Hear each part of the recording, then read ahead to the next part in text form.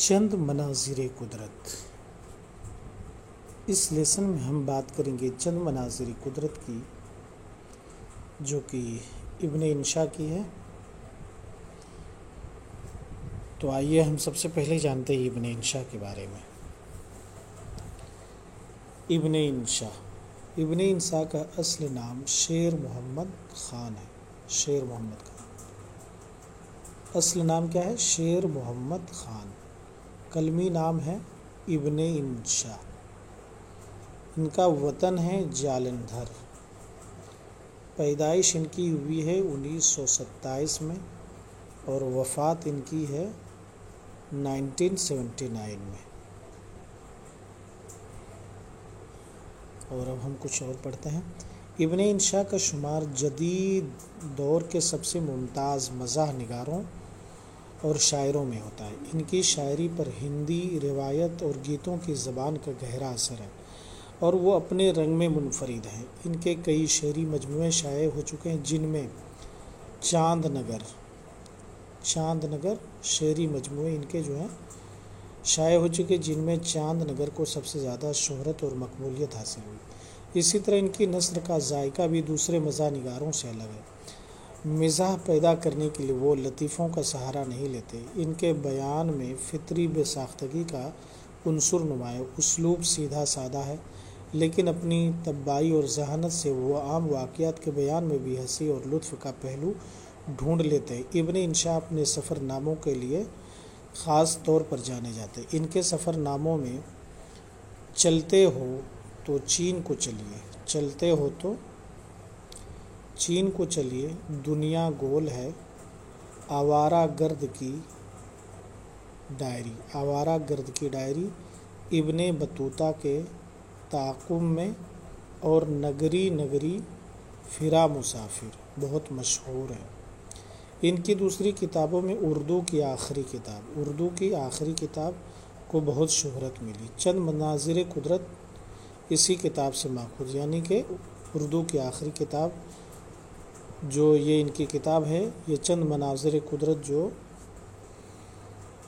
کہانی ہے، یہ اسی کتاب سے ماخوذ ہے، اردو کی آخری کتاب سے۔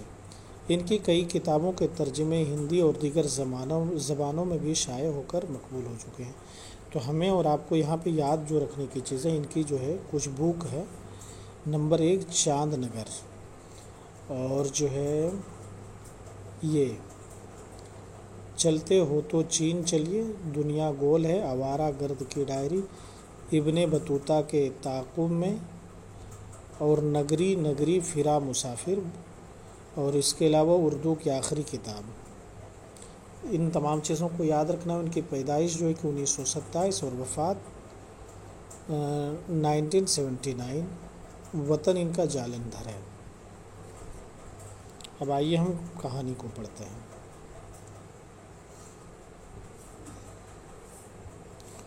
آسمان، ذرا نظر اٹھا کر آسمان کی طرف دیکھو، کتنا اونچا ہے۔ یہی وجہ ہے کہ کوئی اس سے گرے تو بہت چوٹ آتی ہے۔ بعض لوگ آسمان سے گرتے ہیں تو کھجور میں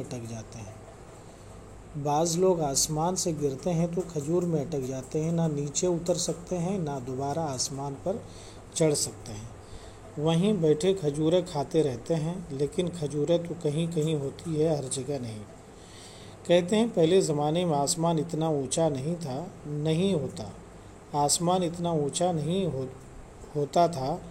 غالب نام کا شاعر جو 100 سال پہلے ہوا ہے، ایک جگہ کسی سے کہتا ہے، کیا آسمان کے بھی برابر نہیں ہوں میں؟ جوں چیزوں کی قیمتیں اونچی ہوتی گئی، آسمان ان سے باتیں کرنے کے لیے اوپر اٹھتا چلا گیا۔ اب نہ چیزوں کی قیمتیں نیچے آئی، نہ آسمان نیچے سے اترا۔ ایک زمانے میں آسمان پر صرف فرشتے رہا کرتے تھے، پھر ہما شما جانے لگے۔ ہما شما مطلب ہم جیسے لوگ ہیں، جو خود نہ جا سکتے تھے، ان کا دماغ چلا جاتا تھا۔ یہ نیچے زمین پر دماغ کے بغیر ہی کام چلاتے تھے۔ بڑی حد تک اب بھی یہی صورت ہے۔ پیارے بڑوں، راہ چلتے میں آسمان کی طرف نہیں دیکھنا چاہیے تاکہ ٹھوکر نہ لگے۔ جو زمین کی طرف دیکھ کر چلتا ہے اس کے ٹھوکر نہیں لگتی۔ یہ آسمان کی باتیں ہو گئی۔ اب ستارے اور ہلال۔ ستارے اور ہلال، ستارے مطلب اسٹار، ستارے اور ہلال مینس چاند۔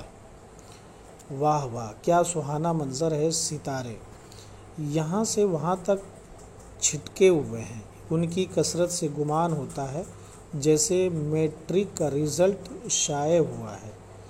ادھر ایک ہلال بھی جگمگا رہا ہے، آسمان کی رونق بڑھا رہا ہے۔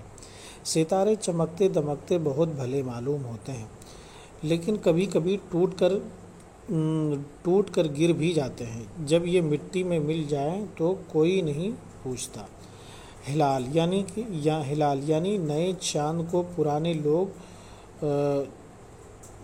دور ہی سے دیکھا کرتے تھے اور سلام کیا کرتے تھے، وہ بھی عید بقرعید پر۔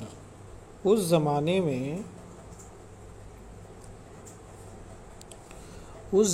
میں یہ چپ چاپ آپ نکل آتا تھا، پھر ایسا دور آیا کہ لوگوں نے کھدیڑ کر نکالنا شروع کر دیا، بلکہ آپس میں لڑتے تھے کہ کون نکالے۔ چاند کے لیے بڑی مشکل ہوتی تھی کہ سرکار کا کہا مانے یا لوگوں کا۔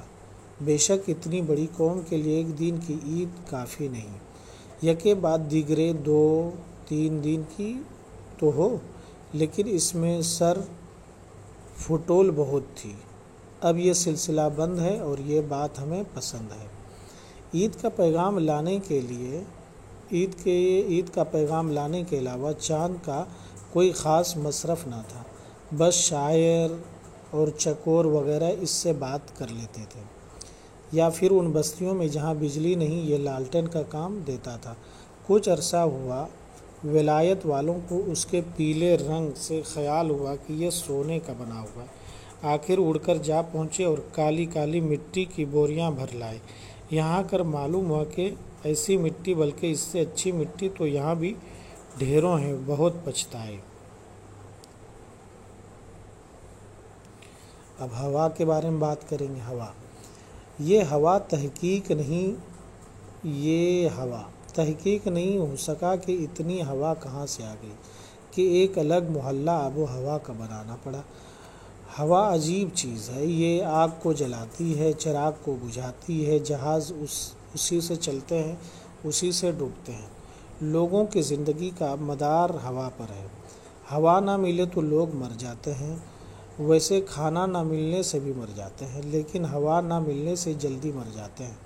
اسی لیے تو کوئی غریب آدمی کسی بڑے آدمی کے پاس کوئی سوال لے کر جاتا ہے تو یہ جواب پاتا ہے کہ جاؤ ہوا کھاؤ۔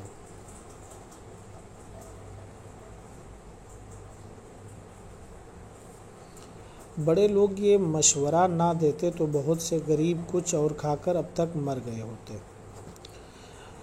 ہوا کے نقصانات بھی ہیں، بعض لوگوں کو یہ بہت اونچا اڑا کر لے جاتی ہے اور پھر پٹک دیتی ہے۔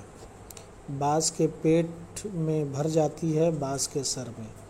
دونوں صورتوں میں تکلیف ہوتی ہے، اس شخص کو بھی اور دوسروں کو بھی۔ ہوا میں وزن بھی ہوتا ہے لیکن بہت کم۔ پرانے لوگ جو اس کی کمند میں پھنس جاتے تھے، فارسی میں خدا سے دعا کیا کرتے تھے کہ کریمہ ہمارے حال پر بخشش کر۔ اب لوگ نہ فارسی پڑھیں، نہ یہ دعا کریں، نہ ان کی بخشش ہو۔ اب پہاڑ کے بارے میں ہم دیکھتے ہیں کیا کہتے ہیں ابراہیم شاہ صاحب۔ ان پہاڑوں کو دیکھو، بعضوں کی چوٹیاں آسمان سے باتیں کرتی ہیں، کیا باتیں کرتی ہیں یہ کسی نے نہیں سنا۔ پہاڑوں کے اندر کیا ہوتا ہے معلوم نہیں۔ بعض اوقات پہاڑ کو کھودو تو اندر سے چوہا نکلتا ہے، بعض اوقات چوہا بھی نہیں نکلتا۔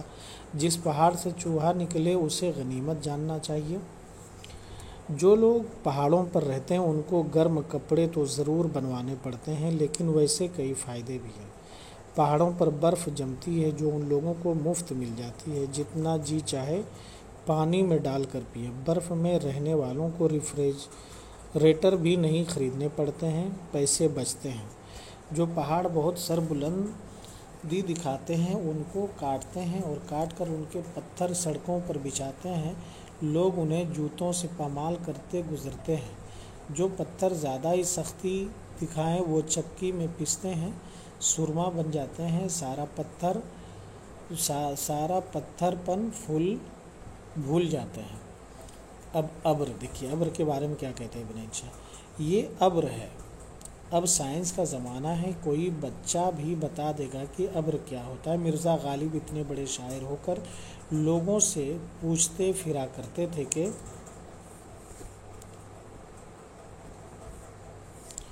अब्र क्या चीज़ है, हवा क्या है। अब्र क्या चीज़ है, हुआ क्या है। हमारी नाकिस राय मिर्ज़ा गालिब ने 100 साल पहले पैदा होकर गलती की। बाज़ औक़ात लोग अब्र को बुलवाने के लिए दुआएं करते हैं, बाज़ औक़ात इसे बंद कराने के लिए कभी कभी धोखा भी दे जाता है।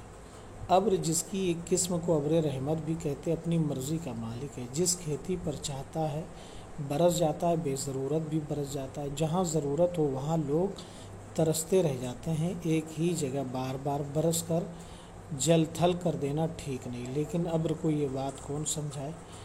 ए अब्र, तू जम कर बरस, तुझे बरसने से हम नहीं रोकते, लेकिन ये क्या करता है, भरे हुओं को भरता है। होश में आ, कुछ छींटे हमारे खेतों में भी डाल जा। इब्न इंशा। काफ़ी मज़ाहिया अंदाज में इब्न इंशा ने ये मनाज़िर कुदरत को तहरीर फरमाया है। आप लोग भी इस मज़मून को पढ़िए, सुनिए और लुत्फ़ उठाइए। अब देखिए, यहाँ पे सवाल बनता ये है कि आसमान से गिरा खजूर में अटका से क्या मुराद है। ये एक मुहावरा है या कहावत बोल सकते हैं। सितारों की कसरत से गुमान होता है जैसे मैट्रिक का रिज़ल्ट शाये हुआ है। सितारों की कसरत और मैट्रिक के रिज़ल्ट में क्या बात यकसा है। मुसन्निफ़ ने अपने ख़ास मज़ाहिया अंदाज में चाँद के क्या मसरब बताए। अपनी ऊंचाई पर इतराने वाले पहाड़ों और इंसानों का क्या अंजाम होता है। इब्न इंशा ने हवा को अजीब चीज़ क्यों कहा है, अब्र को अपनी मर्ज़ी का मालिक क्यों कहा है। तो ये रहे सवालात, 6 सवालात हैं। इस 6 सवालात के जवाबात कुछ मंतिकाना अंदाज में हैं, लेकिन आपको सारी चीज़ों का जवाब कुछ गौर करने पर मिल जाएंगे। तो दोस्तों, ये इब्न इंशा का मज़मून हमने आपके सामने रखा उर्दू गुलदस्ता से। उर्दू गुलदस्ता जो कि 8वीं क्लास में पढ़ाई जाती है और ये CBSE बोर्ड की किताबें हैं। तो दोस्तों, अगर आपको हमारी ये काविश, ये हमारी कोशिश आपको पसंद आए तो आप हमारे चैनल को सब्सक्राइब कीजिए, लाइक कीजिए और अपने दोस्तों के साथ में शेयर कीजिए।